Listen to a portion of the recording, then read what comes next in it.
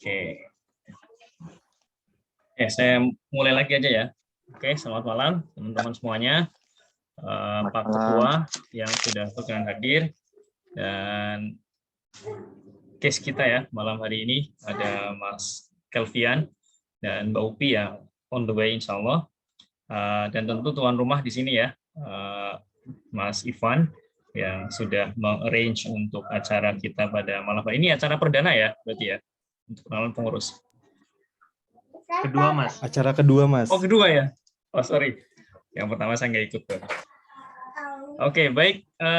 Malam hari ini ada dua pengurus ya, atau apa ya kita sebutnya, bintang tamu kali ya. Ada Mas Kelvian Tritakusuma Mularso, kemudian ada Mbak Lutfiah Masnaini atau Mbak Upi. Tapi Mbak Upi tadi bilang terlambat ya, katanya ada musibah gitu ya, nyenggol mobil. Semoga segera beres urusannya. Ini saya lagi konfirmasi beliau posisinya di mana, belum jawab ya, di Indonesia atau di Korea. Oke, karena ini acaranya bebas, sebenarnya saya juga sepakat kalau kemarin usulannya dari Bang Hilmi ya, talk show ya, tapi saya belum menguasai materi yang dari Mas Kelvian dan Mbak Upi ya. Kalau sebenarnya saya ada sedikit bahan, mungkin bisa ini ya, lebih mengalir biar nggak terkesan kayak webinar gitu ya, karena lebih cair gitu artinya seperti itu. Tapi nggak apa-apa lah. Saya kira Mas Kelvian dan Mbak Upi sudah sangat berpengalaman ya untuk menyampaikan materi, sehingga nanti tidak terlalu formal, tapi juga ada insight yang bisa kita dapatkan dari acara kita malam hari ini. Selain kita mengenalkan pengurus ya, tentu outputnya nggak sekedar kenal nama, tapi mungkin ke depannya jadi tahu ya, ini Mas Kelvian ternyata tadi ya sekarang jadi apa tadi?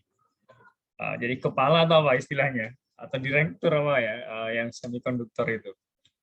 Atau PIC lah mungkin ya, seperti itu. Sehingga nanti teman-teman yang punya minat riset ke sana mungkin bisa ada kolaborasi atau kerjasama lainnya. Oke, saya kira saya tidak perlu berpanjang kata, karena ini Mbak Upi masih belum hadir, jadi saya akan persilahkan Mas Kelvian ya. Waktunya sebenarnya 15 menit untuk pemaparan dari Mas Ivan, tapi kalau misalnya nanti mungkin Mbak Upi juga belum join, nanti ya sambil ngalir saja lah ya dari Mas Kelvian. Oh, ini alhamdulillah Mbak Upi sudah hadir ya di sini. Mbak Upi gimana kondisi? Aman ya? Semoga tidak apa-apa tadi ya insidennya. Oke, saya kira dari saya itu saja ya pengantarnya. Saya persilakan yang pertama mungkin untuk Mas Kelvian ya, kurang lebih sekitar 15 menit ke depan. Silakan Mas Kelvian. Baik, terima kasih Pak Heri. Mohon izin ya Pak Ketua, Pak Tom Hart, Pak Ivan, dan teman-teman yang lain. Assalamualaikum warahmatullahi wabarakatuh. Selamat malam. Saya izin coba share screen dulu ya.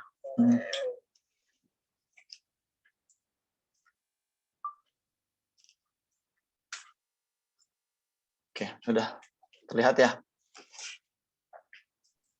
Oke, sebentar ya, sebentar. Oke, jadi ya sambil jalan, sambil kenalan, semoga nggak terlalu teknikal, tapi setidaknya bisa sharing apa sih yang sedang saya kerjakan. Itu. Jadi kalau secara title ini judulnya Interface Engineering untuk Flexible Perovskite Solar Cell gitu. Jadi kebetulan kalau saya masih belajar di Chungkyunkwan University, advisor-nya Profesor Jong Hyun Suk gitu di Energy dan Environment Nanomaterial Lab. Kemudian saya langsung aja ya. Jadi ini sebenarnya mungkin ini slide yang paling benar-benar perkenalan gitu. Jadi saya lahir tahun 95, masih cukup muda. Kemudian saya lulus dari Gajah Mada Engineering Physics. Ini sebenarnya saya bisa cerita banyak tentang teknik fisika ini, yang teknik avatar ya kalau kata orang ya.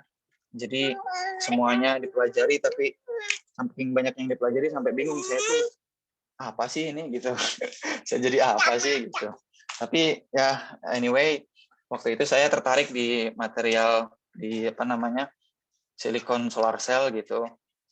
Jadi makanya saya sempat sekarang akhirnya masuk di Sung Kyung Kwan pun di departemennya Material Science dan Engineering gitu. Kemudian sebelum saya masuk ke SKKU ini, saya sempat bekerja dulu di Nissan Indonesia ya, dulu di Purwakarta itu. Saya sebagai part quality engineer, ya tukang ngecek part lah oke atau enggak buat masuk line produksi gitu intinya ya. Dan saya mengurusi part untuk reguler yang berjalan reguler, produksi reguler, dan juga di bagian new project gitu. Terus dari situ kemudian Nissan sempat udah turun banget saat itu sampai akhirnya memutuskan untuk tutup gitu ya. Akhirnya kena pemotongan dan lain-lain. Pas setelah itu Hyundai invest tuh di Indonesia kan buat mobil. Nah, saya waktu itu sempat masuk sebagai orang-orang awal gitu. Itu saya di bagian project juga untuk develop partnya tuh interior gitu. Part interior yang plastik-plastik yang gitu di dalamnya. Kemudian dari situ saya masih punya keinginan untuk lanjut. Akhirnya saya coba, akhirnya dapatlah di SKKU. Lebih seperti itu.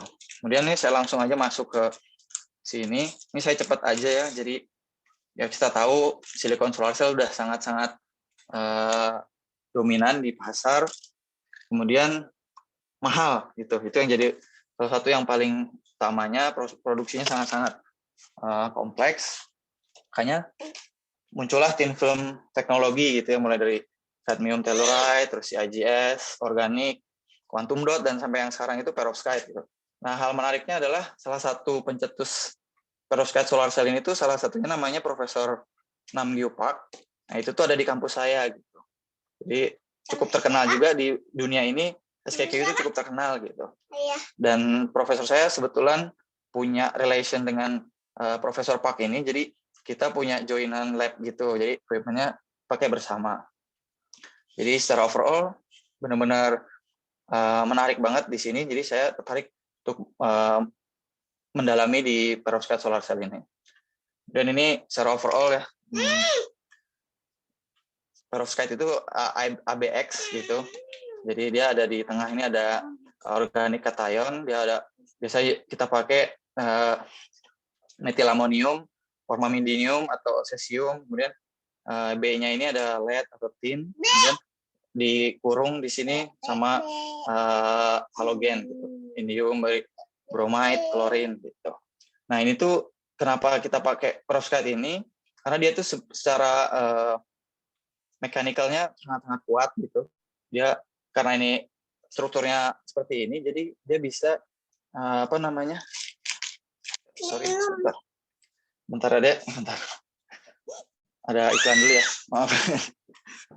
Bisa gini dulu. Nah, kemudian ini tuh bisa diaplikasikan di flexible substrate gitu.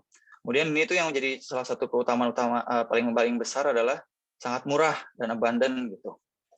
Kemudian secara performance-nya sangat-sangat bagus. Ini secara mobility si carrier-nya itu electron hole-nya ya kalau di dunia solar cell, terus diffusion length dan lain-lainnya sangat-sangat bagus.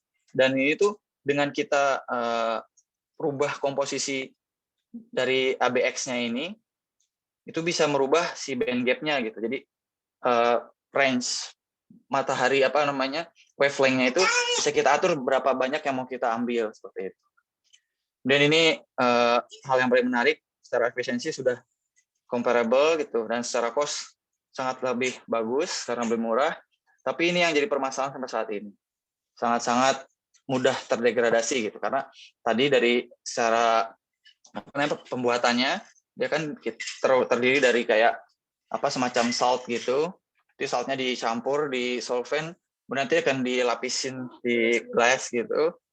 Dan itu kalau kena air nanti akan sangat-sangat mudah terdegradasi jadi salt lagi gitu. Dia nggak mau lagi jadi perovskite itu, jadi masing-masing salt lagi. Nah, kemudian yang jadi fokus saya di sini di flexible perovskite. Nah, kenapa di flexible ini menarik? Karena ketika dengan komposisi dan semua hal yang sama di applied di flexible substrate, dia akan menurun gitu, performance-nya. Biasanya itu karena si plastik ini kan dia surface-nya nggak rata, dan kemudian mataharinya itu yang masuk lewat plastik substrate ini nggak sebagus melewati kaca gitu. Jadi masih banyak hal yang masih kita bisa kejar di fleksibel ini. Kemudian ini beberapa research effortnya saya cepatin aja. Jadi di device ini kita mainnya banyak layer gitu ya. Nah, kemudian intinya nanti ketika ada matahari dari bawah sini, ini harusnya dibalik ya, tapi biar memudahkan seperti ini karena ini sesuai dengan proses pembuatannya dari bawah sampai ke atas. Matahari datang dari bawah, kemudian nanti dia ketika di perovskite ini nanti ada elektron dan hole gitu, yang elektron yang lokalisasi ini dia bisa lepas gitu. Nanti si elektronnya ini dia akan diekstraksi ke yang elektron transport layer gitu dari sini. Kita pakainya metal oxide. Nanti dia akan dilarikan ke ITO ini sebagai kontaknya, nanti dia akan ada load-nya di luar. Terus dia akan muter ke atas, balik lagi ke perovskite-nya gitu. Jadi dia nggak ada moving part sama sekali. Dan sudah banyak banget yang dilakukan di setiap layernya dikerjakan research gitu. Tapi secara overall yang jadi poin penting adalah di interface-nya ini gitu, karena kita buat banyak layer, jadi kita mau punya interface yang bagus.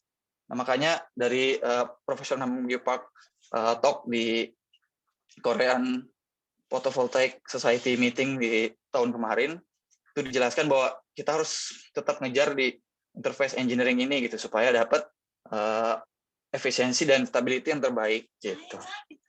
Dan ini aplikasinya. Jadi kenapa saya mau mainnya di fleksibel, karena dia memungkinkan kita buat seperti ini, roll-to-roll production gitu. Jadi proses yang sangat panjang tadi, secara lapis per lapisnya itu bisa dibuat seperti ini. Jadi bayangin gitu kalau misalnya kita bisa nemuin cara supaya perovskite solar cell ini stable gitu.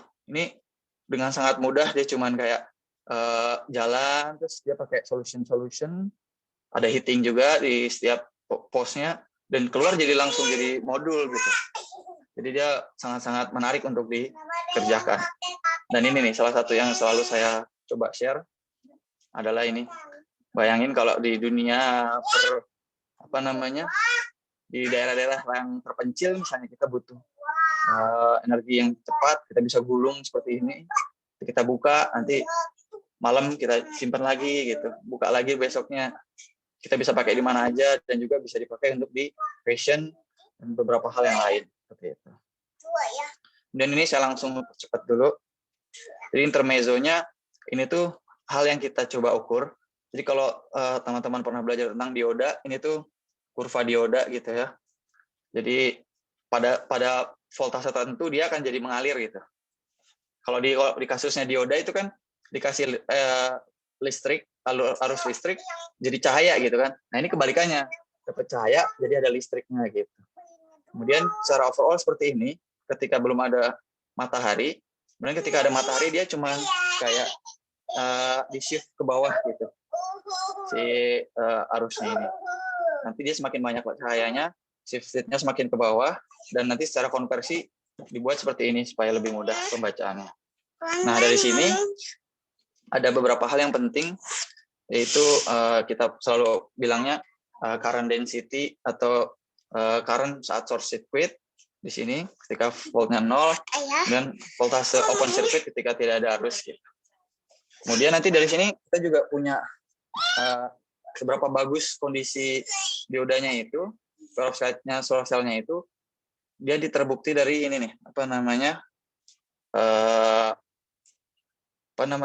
persegi panjang kecil di dalamnya ini gitu, yang menunjukkan seberapa maksimumnya powernya yang dihasilkan gitu. Kemudian ini tadi yang saya ceritakan kenapa dia sangat mudah terdegradasi. Ini saya ambil dari beberapa referensi.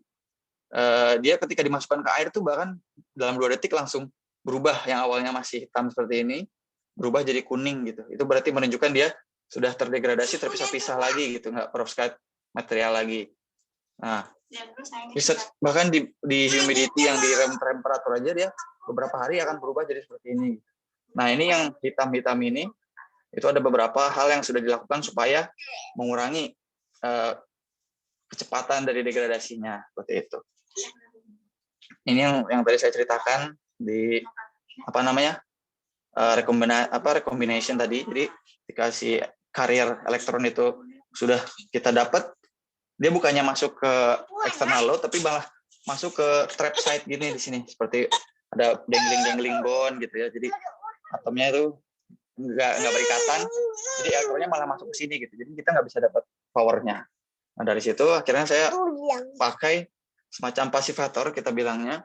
Jadi ini untuk passivation untuk yang ini nih, seperti ini. Kemudian kita pakai ada hydrophobic tail supaya bisa mengatasi degradasi dari air ini. Kemudian nanti dipakai semacam spin coat method. Jadi dia cuma diteteskan prekursornya, terus spinning, kemudian dryingnya ini menggunakan pemanasan seperti itu.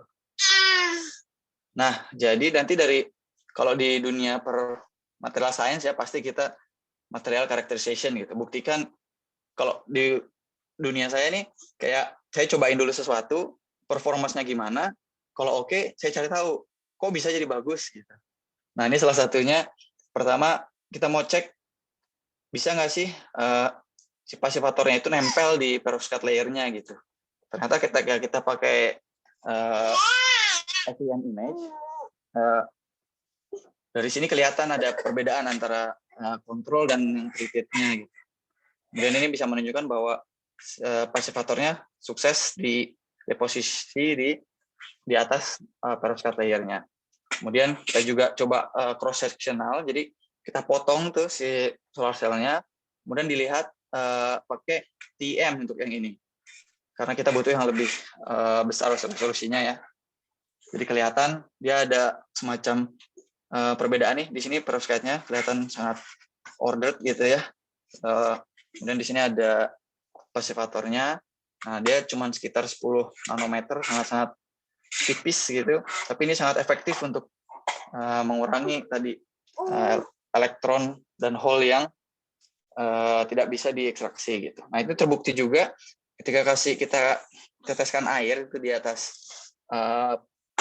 lapisan ini, perovskite ini, dia akan berubah menjadi semacam kayak yang di daun talas gitu ya. Kemudian ini juga secara umum pasti kita lakukan XRD ini, yang pakai kita X-ray, kemudian kita lihat seberapa bagus kristalinitinya gitu. Kemudian secara overall ternyata nggak ada perbedaan yang signifikan ketika sudah ditreated dan kontrolnya, namun bisa dilihat nih dari intensitinya dia lebih tinggi gitu. Berarti artinya itu dia lebih ordernya tuh lebih tinggi gitu, kristalinitinya tuh lebih bagus gitu. Kemudian juga kita lakukan FTIR ini Fourier transform untuk melihat passivatornya tuh nempel bener nggak sih di perovskite gitu. Nah dari situ nanti bisa kelihatan ada shifting di sini ke arah frekuensi tertentu. Jadi itu menunjukkan kalau dia tuh lebih bagus menempel di perovskite layernya itu. Gitu. Kemudian juga ini pakai macam photoluminescence. Jadi sampelnya kita tembak dengan laser dengan wavelength tertentu gitu ya. Nanti dia akan menunjukin semacam luminescence light gitu. Nah nanti dari situ kelihatan nih kalau dia semakin lama luminescence-nya berarti charge-nya itu masih ngumpul lama gitu, nggak terekstraksi gitu. Nah, makanya kelihatan di sini dia intensity untuk yang treated itu akan lebih kecil. Itu juga terlihat ketika kita pakai. Mas Kelvin mungkin bisa, ya. Mohon maaf, bisa dipercepat kali ya. Waktunya sudah 15 menit. Oh iya, ini tinggal satu lagi habis ini. Terus nanti dari sini juga pakai semacam PL juga, tapi diukur waktunya. Ternyata itu yang treatednya lebih bagus. Gitu. Nanti dari sini yang tadi saya ceritakan di awal, secara overall yang treated itu dia akan lebih menaik ke sini, dan dia bisa increase efisiensinya dari 21 ke 23 gitu. Dan nanti dari stability pun kita bisa dapat yang lebih bagus secara ini normalized PCI-nya ya. Jadi efisiensinya diukur secara pada waktu tertentu gitu. Dan dia masih kayak bagus, cuman agak mengurang sedikit gitu. Kurang lebih sekitar 96%. Dan biasanya untuk yang fleksibel selasa ini kita akan lakukan bending seperti itu. Nanti dilihat apakah ada perubahan di performanya gitu, dan beberapa yang diberikan treated itu dia akan lebih bagus, tetap lebih bagus dibandingkan dengan yang kontrol yang jauh langsung merosot. Jadi secara overall hydrophobic passivation ini sangat-sangat menjanjikan untuk di apply di perovskite solar cell. Kurang lebih seperti itu.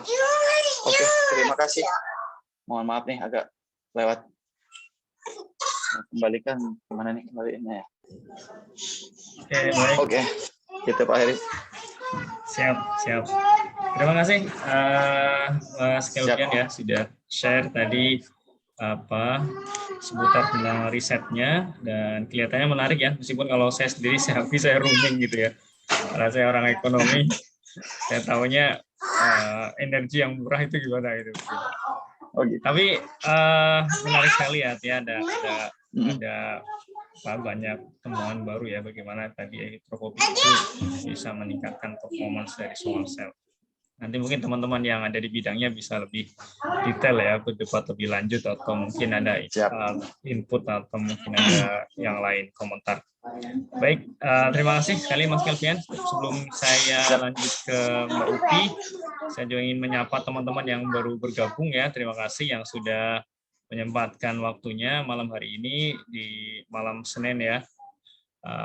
Ini bisa hadir untuk diskusi dan juga pengalaman mengurus pada kali ini. Baik, selanjutnya Mbak Upi gimana? Aman kondisi? Oke, alhamdulillah aman. Ya, baik Mbak Upi, silakan waktunya 15 menit ya.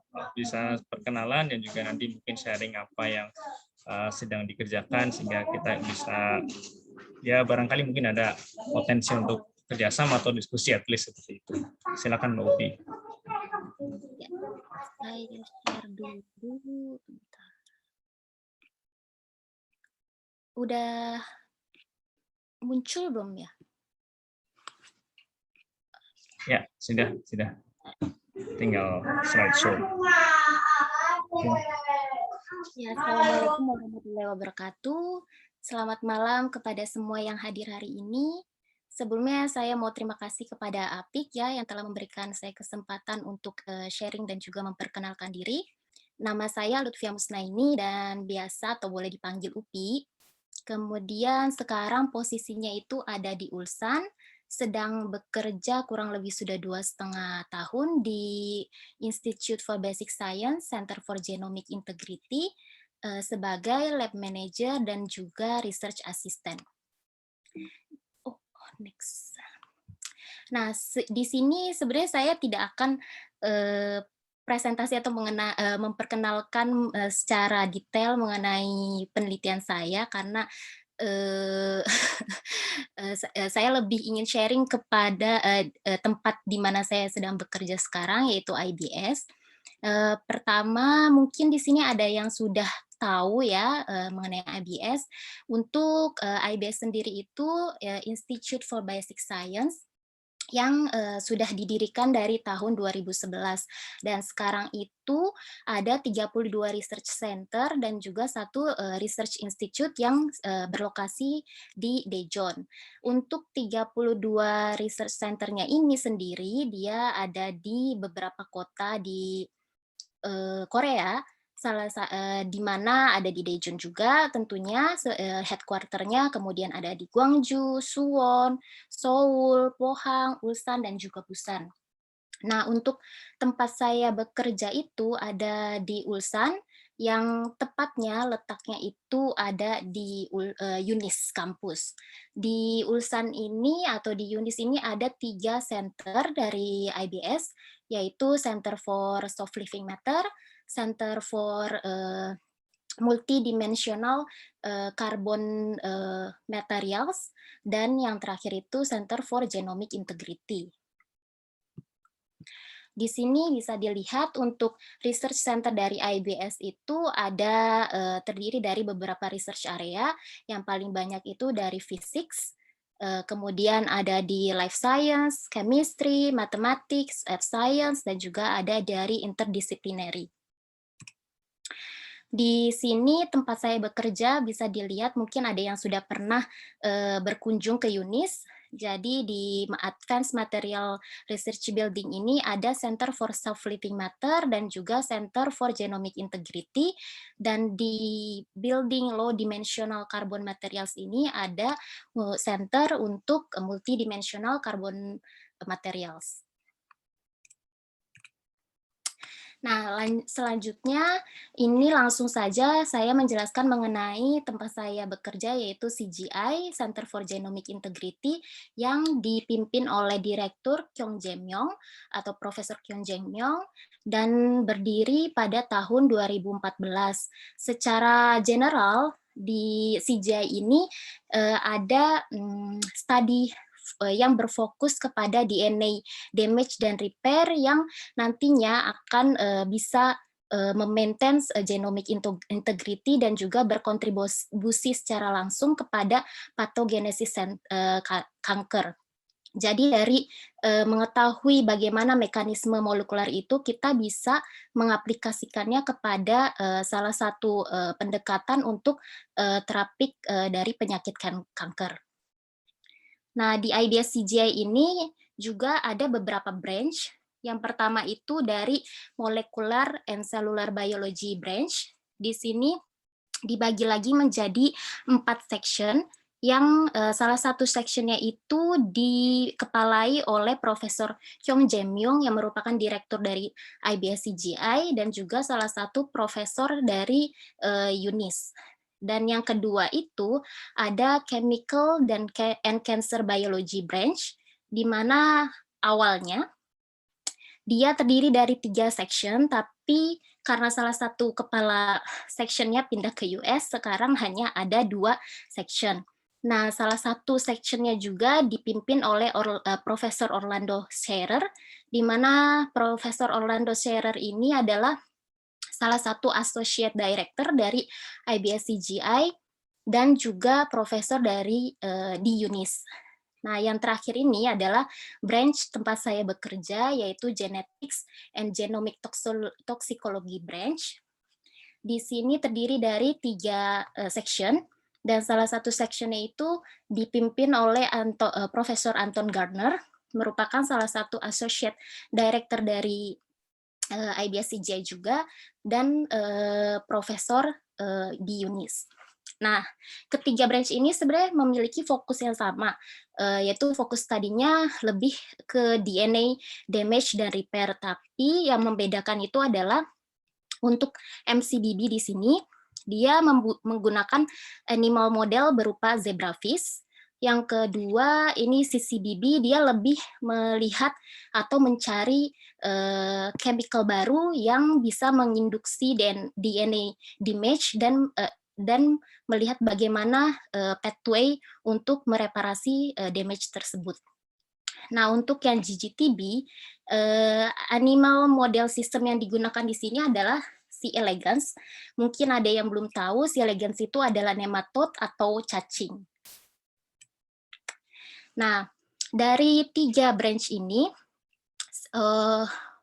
mereka pasti berkolaborasi, tapi tidak hanya dari IBS-nya saja secara langsung, karena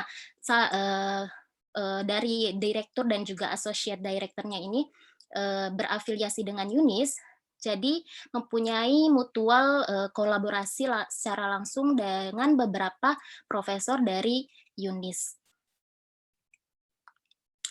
Nah, untuk next-nya itu saya mau memperkenalkan apa saja sih program yang ada di IBS CGI.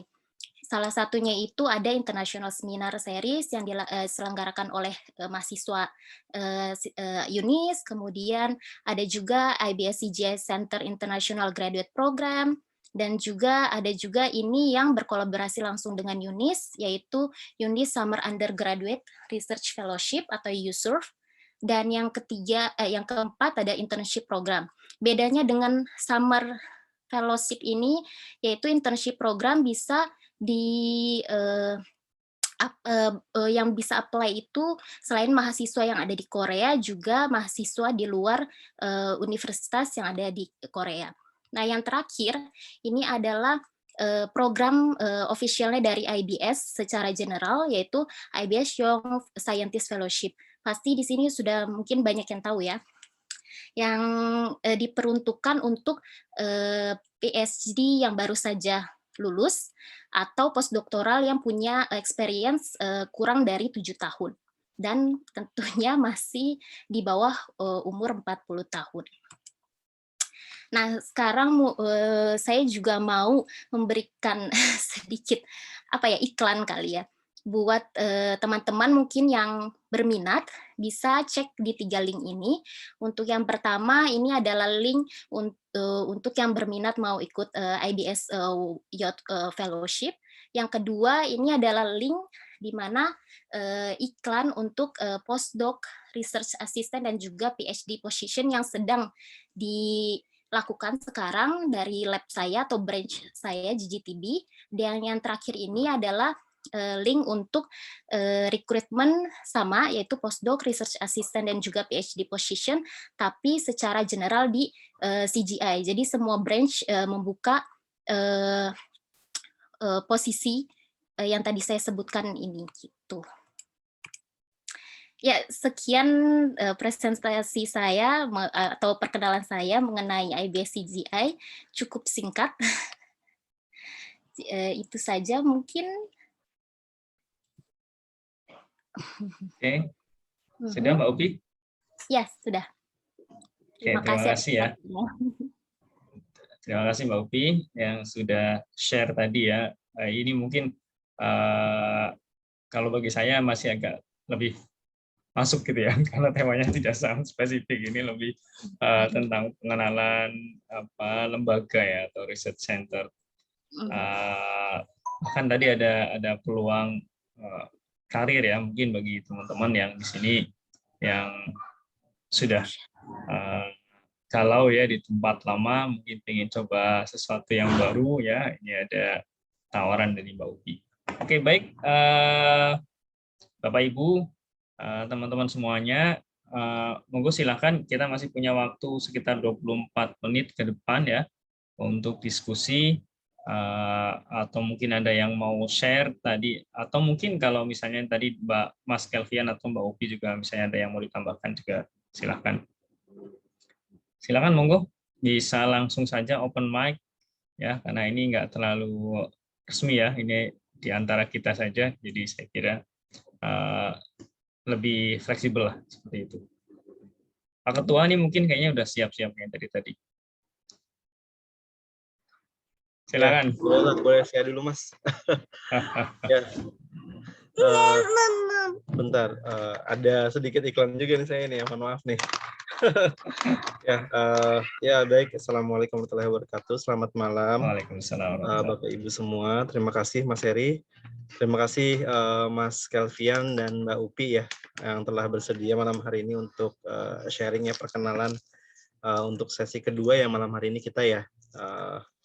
Tadi cukup menarik ya karena bidangnya memang sangat jauh berbeda sebenarnya dengan saya. Jadi saya juga sebenarnya loading ya. Saya coba untuk memahami gitu ya dari bidangnya tadi. Nah, cuman memang beberapa hal yang menarik yang ingin saya tanyakan ya. Mungkin yang pertama ke Mbak Upi dulu ya. Pertanyaan saya sih, kalau di IBS sendiri gitu ya, tadi kan memperkenalkan beberapa research center dan ini ya.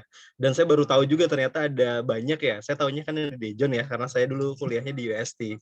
Jadi saya tahu yang di Daejeon gitu ya. Ternyata ada juga kan di beberapa tempat lain. Nah, kalau untuk foreigner gitu ya, kalau di E3 ada sempat tahun berapa ya dulu ya, 2020 ya Mbak ya, kayaknya foreigner itu bisa jadi permanent employee setahu saya ya, tapi saya nggak tahu detailnya gimana ya, karena kampus saya dulu di E3.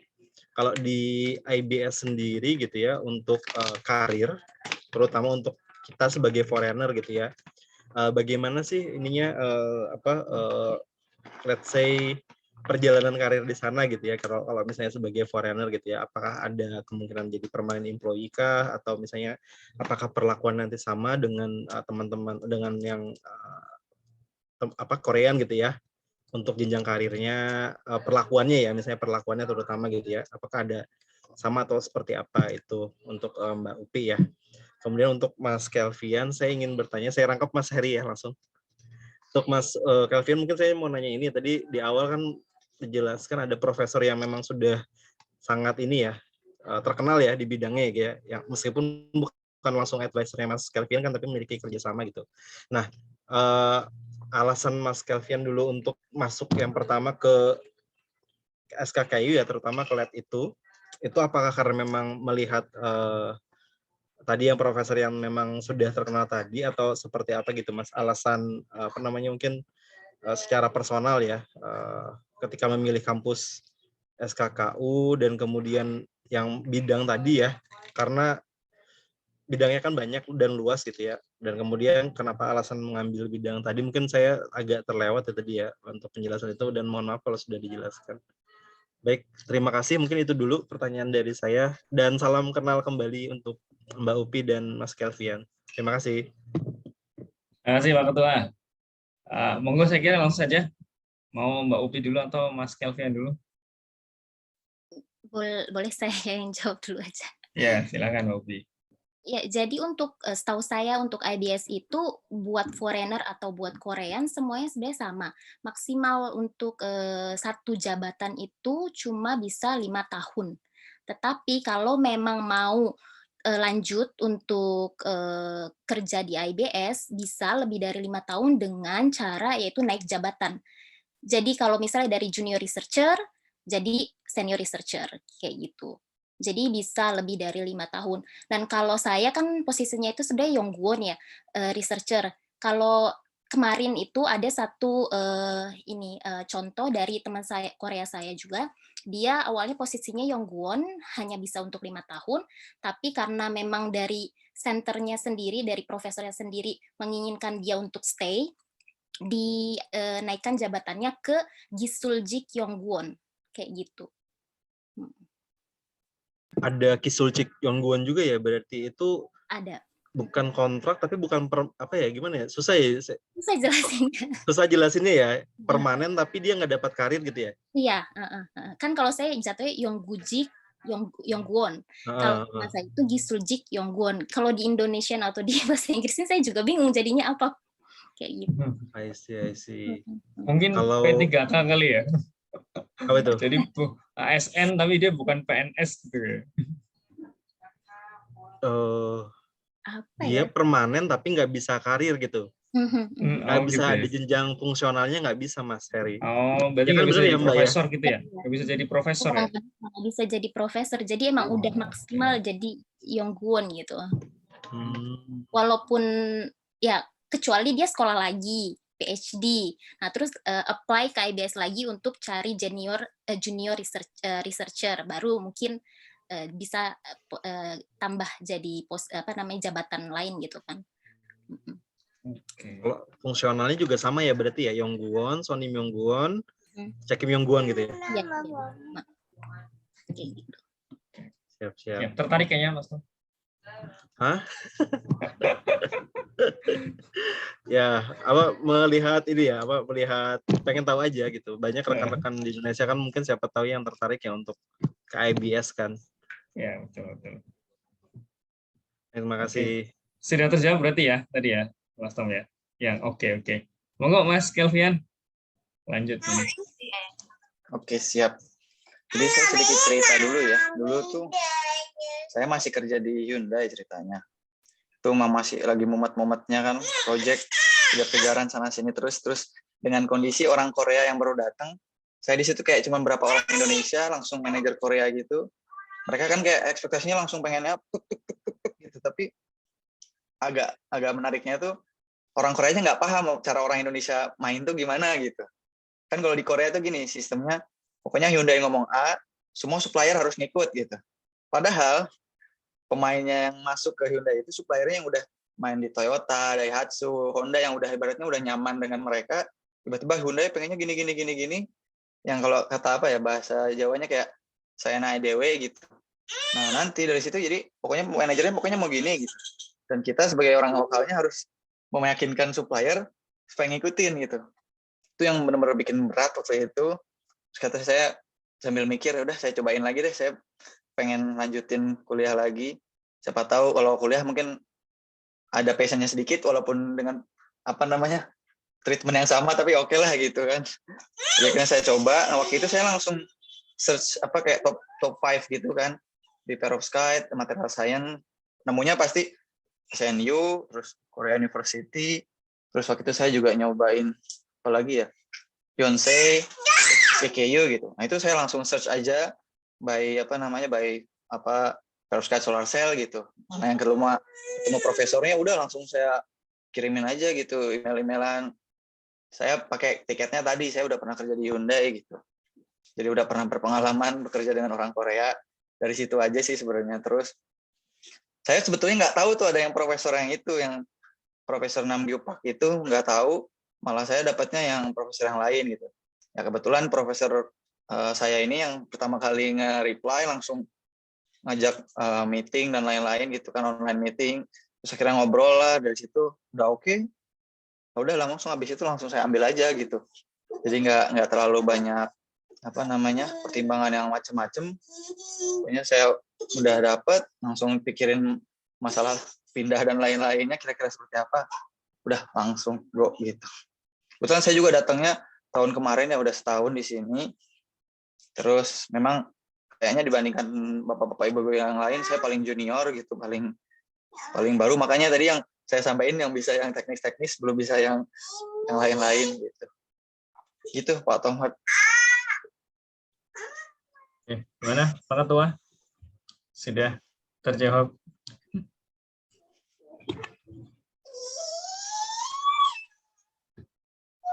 Ya sebenarnya sih saya kalau bisa pengennya share ke teman-teman yang masih di Indonesia gitu. Kalau dulu kan saya nggak tahu gitu ada ada beasiswa profesor gitu kan. Saya pun tahunya setelah saya ngobrol sama profesor, udah nanti kamu dibayarin tuitionnya gini-gini, kamu dikasih kayak semacam living expense, udah nanti kamu ngerjain di lab saya gitu. Oh, saya baru tahu juga gitu. Udah saya langsung sikat gitu. Menarik juga nih untuk di-share ke teman-teman yang lain. Ternyata setelah sampai sini bapak-bapak ibu juga pengalamannya mirip-mirip. Dan bahkan saya dapat bocoran dari Pak Tomert, katanya kalau di UST lebih menarik ya. Oh, saya nggak kepikiran yang itu ya. Belum ada info sih. Gitu Pak Heri. Oke, siap. Tapi kalau sekarang Mas Kelvin berarti kan sudah PhD ya, sudah studi PhD-nya. Gimana Pak Heri? Posisi Gelarnya sekarang, gitu. Iya.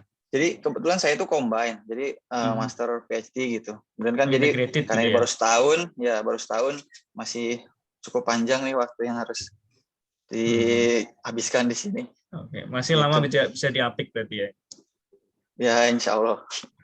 Nanti ikut aja Pak Tomert nanti.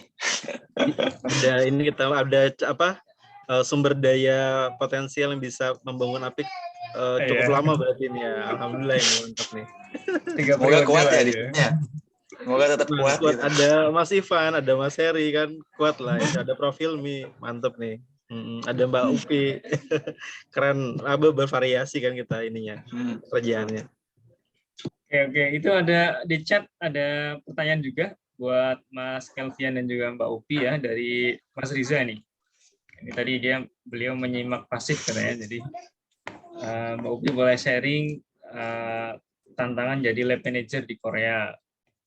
Terus untuk Mas Kelvian tentang ini tantangan dari industri terus ke akademik gitu ya, itu gimana? Monggo, siapa dulu? Ini menarik juga nih pertanyaan. Mbak Upi mungkin. Saya lagi dulu kali ya.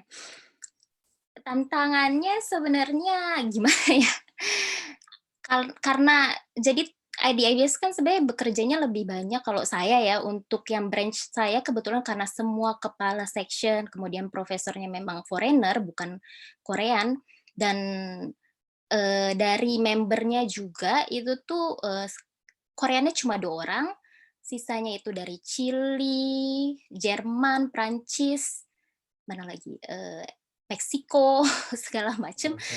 Kalau sama Korea udah biasa kan ya, saya sudah lumayan lama bekerja dengan profesor Korea sebelumnya, jadi kayak bekerjanya cepat gitu kan, ngikutin sistem Korea. Tapi pas saya awal masuk di GGTB ini karena memang benar-benar baru awal setting lab, pas profesornya baru pertama kali pindah ke Korea, itu tuh benar-benar gimana ya, dibilang ribet ya ribet pasti. Terus menyesuaikan lagi cara kerjanya karena dengan foreigner dan dengan Korean itu jujur sangat berbeda gitu sih. Dan menyatukan kepala dari gimana ya, dari negara-negara itu tuh cukup sulit sih jujur gitu. Itu tantangan salah satunya. Kemudian karena mereka profesor dan juga section head yang ada di branch ini baru gitu ya, belum lama tinggal di Korea, mereka tuh masih belum mengerti gitu sistem Korea kayak gimana. Contohnya ya salah satunya kayak misalnya kita mau mengirim sampel gitu untuk sequencing. Terus kan biasanya kalau IBS itu ada ini ya, tata caranya kalau mau kirim sampel ke satu company itu minimal nggak boleh, maksimal nggak boleh lebih dari 20 juta won ditambah tax gitu. Sedangkan profesor saya tuh maunya langsung satu kali pengiriman kayak banyak sampel yang pembayarannya itu lebih dari 20 juta won gitu kan. Nah, si profesor ini tuh nggak mau kalau dibagi-bagi gitu. Sedangkan kalau kita mau kayak gitu, kita harus melewati IPCAL. IPCAL itu apa sih? Tender? IPCAL bahasa Koreanya. Ya pokoknya tender gitu kan. Nah, sedangkan kalau mau lewat tender itu kan ada lagi prosesnya. Di mana nggak bisa harus menunjuk salah satu company gitu kan. Harus lewat ya tadi tendering gitu. Dengan memilih dari beberapa company dan juga siapa yang menang tendernya baru kita kirim sampel ke situ gitu kan. Nah, ini sih sebenarnya yang gitu ke profesor yang foreigner ini sistem Korea kayak gimana kayak gitu. Gitu sih. Jadi harus menjelaskan secara detail bagaimana sistem di Korea dulu kepada si profesor ini gitu. Oke. Ternyata problem administrasi juga ada juga ya berarti ya Mbak di Korea ya. Iya banyak Ya, sih karena itu kan antara apa ya, pengen praktis tapi ternyata regulasi nggak mendukung gitu ya. Oke. iya. Oke, ini ada pertanyaan dari Prof. Winardo, tapi sebelumnya tadi pertanyaan yang buat Mas Kelvian mungkin bisa dijawab kaitannya dengan tantangan industri ya, dari industri ke akademik gitu ya. Ini menarik juga. Oke, saya coba jawab pengalaman pribadi saya aja ya. Jadi tadi dari kasusnya dari Hyundai, kemudian ke kampus gitu. Intinya sih karena waktu saya di Hyundai itu kan saya bukan level manajerial lah, jadi kayak semacam di bawahnya manajer tuh. Jadi agak menarik sih dari Hyundai itu, entah kenapa kan kalau di yang perusahaan lain biasanya ada manajer, asisten manajer, supervisor, staff gitu ya. Dan itu biasanya secara flow perintah ibaratnya kerjaannya tuh turun satu-satu gitu kan. Jadi kita cuma report ke supervisor gitu. Nah lucunya di Hyundai itu mungkin karena masih awal-awal, jadi si manajer Koreanya, terus ada manajer Indonesianya, tapi bawahnya langsung ada semua gitu. Jadi kayak cuman manajer yang ini pun jadi kayak cuman asisten yang bantu-bantu manajer Koreanya, tapi manajer Koreanya itu kayak ngasih perintah ke asmen, supervisor sama aja gitu si tugasnya. Jadi kayak secara kerjaan gak ada bedanya tapi gaji kita sama gitu. Itu yang saya agak bingung gitu. Makanya dengan kondisi saya sebagai yang bawah levelnya tapi kerjanya sama dengan yang asmen gitu, kok jadi begini ya gitu. Terus perbedaan lainnya kalau di dunia kerja kan ibaratnya kalau kita punya atasan ya kita tinggal tunggu kerjaan dikasih gitu, ini tolong kerjakan ini kita jalan gitu. Bedanya kan kalau di kampus mau nggak mau ya kita nggak jalan ya nggak dapat apa-apa gitu, tapi kalau kita jalan banyak gitu. Terus apa lagi ya yang paling menonjol sih kalau dibandingkan sama di Indonesia nggak ada THR, udah jelas. Terus kayak kebijakan yang berhubungan dengan peraturan pekerja gitu-gitu kan. Kalau di perusahaan kan ada tuh peraturan perusahaan, kita bisa refer kan, ini harusnya seperti ini, terus overtime harus bagaimana gitu kan ya. Even waktu di Hyundai saya nggak dapat overtime juga sih, itu sangat sedih juga itu. Sangat disayangkan. Terus kalau di kampus kan ya begitulah, pokoknya ajar terus dengan sukarela gitu. Terus apalagi ya paling menonjol di situ sih.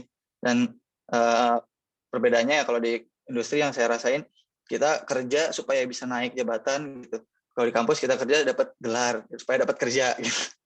Kurang lebih mirip seperti itu kan. Kayaknya udah banyak yang lebih pengalaman lah kalau yang untuk itu.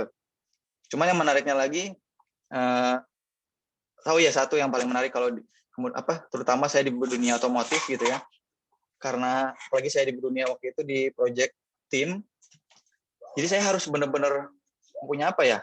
Kalau dibilang kayak extrovert, SKSD dan kayak berinteraksi gitu, karena saya harus hubungin dari bagian A, B, C, D gitu, sampai supplier pun ada berbagai macam jenis, pokoknya macam-macam. Kalau kitanya yang nggak aktif buat ngejar bola gitu, kita bakal banyak dapat ya tadi sama Kelvian, orang Koreanya gitu kan, come here,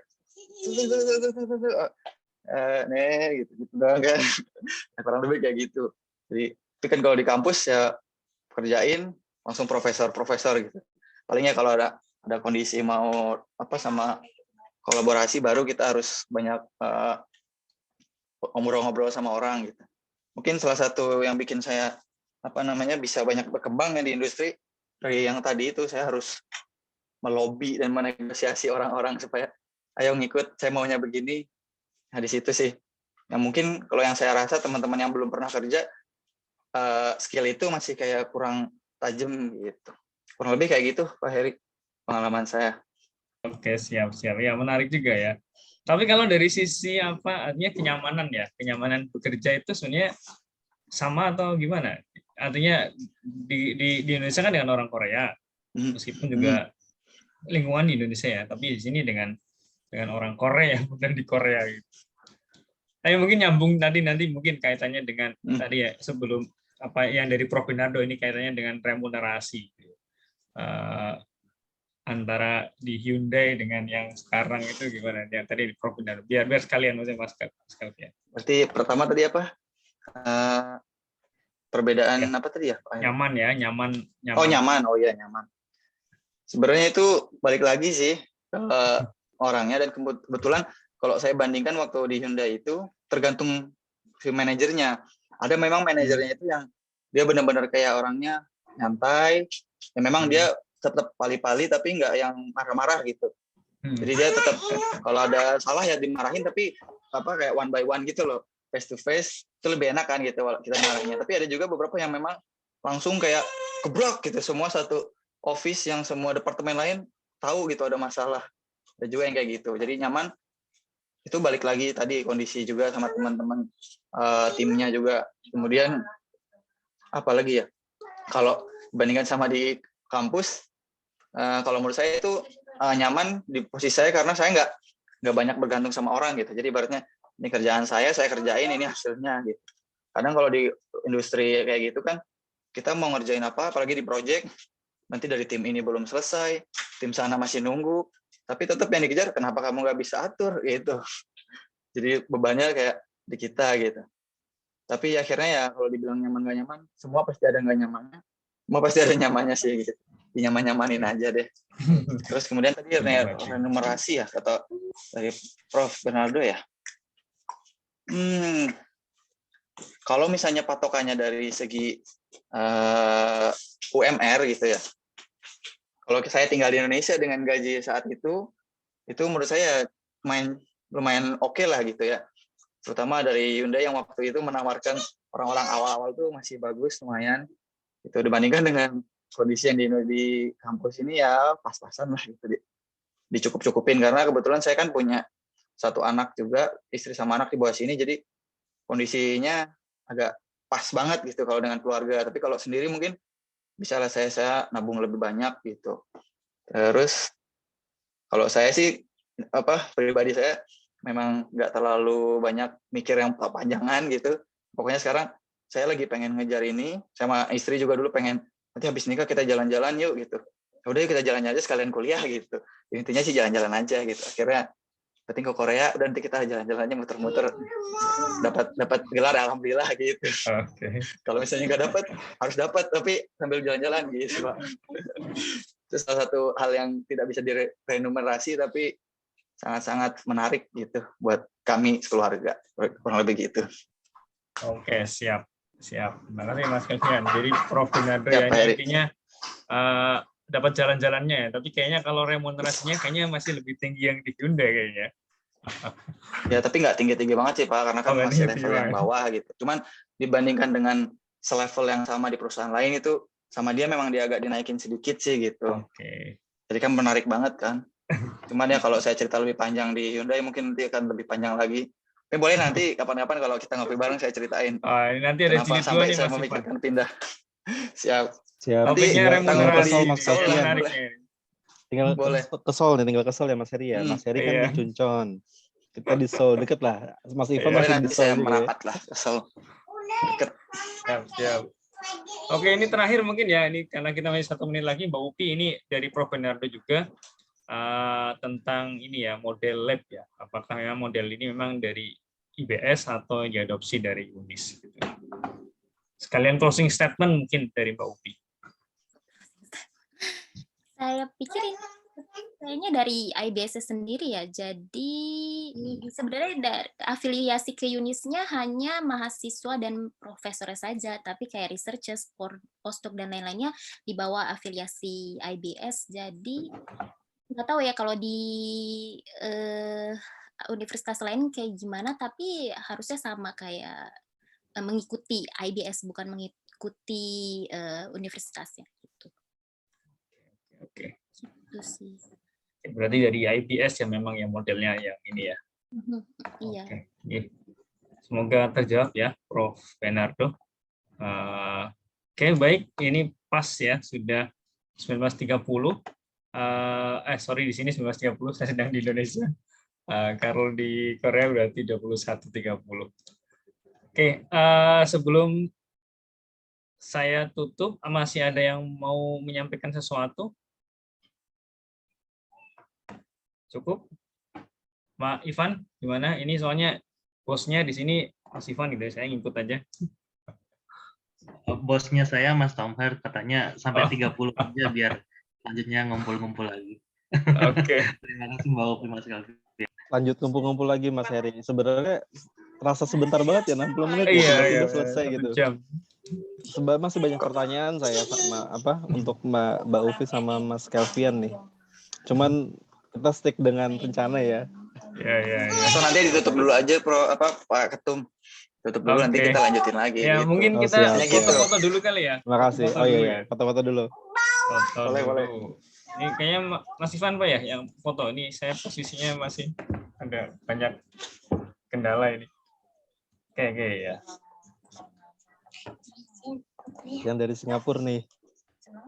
Oke, 1, 2, 3. Oke. Ya, mari rekan-rekan yang bersedia foto ditunggu sedetik lagi. Sudah semua ya? Oke. Ada profil nih, ada Kang Irfan. Wah, ini dari ujung utara selatan ya. Oke, cukup ya saya kira. Terima kasih teman-teman semuanya yang Terima sudah hadir kasih. pada malam hari ini. Di habis ini kalau misalnya masih ada yang berkesempatan silakan masih bisa lanjut. Tapi dari saya pribadi selaku moderator mengucapkan terima kasih dan alhamdulillah ya sudah menarik sekali meskipun masih banyak yang perlu kita diskusikan. Makasih Mas Kelvian, makasih Mbak Upi, Terima kasih. Pak Ketua dan juga teman-teman semuanya yang sudah hadir. Bang Hilmi dan semuanya. Dan dari saya cukup sekian, lebih mohon maaf. Sampai ketemu insya Allah pada kesempatan berikutnya. Assalamualaikum warahmatullahi wabarakatuh. Waalaikumsalam. Warahmatullahi wabarakatuh. Terima kasih Mas Heri.